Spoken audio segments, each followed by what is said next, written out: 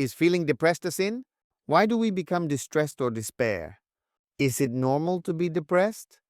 No human being wants to feel pain. No human being wants to feel bad. The WHO estimates that 5% of the world's population suffers from depression. That would be about 300 million people in the world who suffer from it. And it affects women more than men, according to the WHO. Even biblical characters went through this situation. Job said in his despair, "Why did I not die in the womb or expire from the womb?" Even Elijah, after a victorious day, said, "And he went a day's journey into the wilderness. And he came and sat down under a juniper tree, and wishing to die, he said, O Lord, take away my life, for I am no better than my fathers." After having preached to a whole city, all were saved. But the whim got the better of them. Jonah became angry and said, "Now therefore, O Lord, I pray thee, take away my life, for death is better for me than life."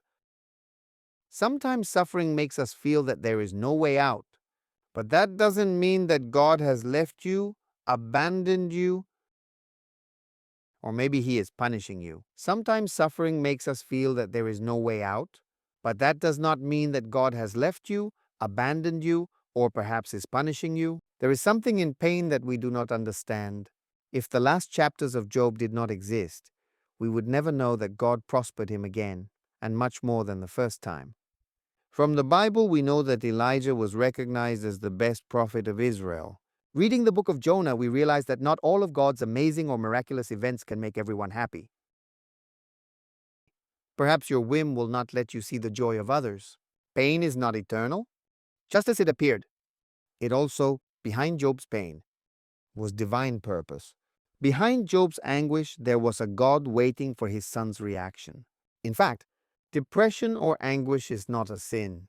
Sometimes we suffer because we want our perspectives, our decisions, to be right for everyone, or because we simply cling to something that has to go from our life. I don't mean material objects or things. I mean those things that are inside our heart. Sometimes the flaws are so deep in our life that we don't realize that they are hurting us. When we go to the dentist, we pray for the pain of that tooth to go away. And after the extraction, we are relieved. We no longer remember the pain we felt because the pain we faced was there until it was removed.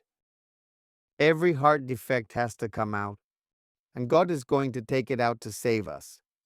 We know that process as pain, and it hurts much more when we hold on to that defect. What can we do then? First, the pain on someone else, maybe to family, maybe to a coworker or to the system.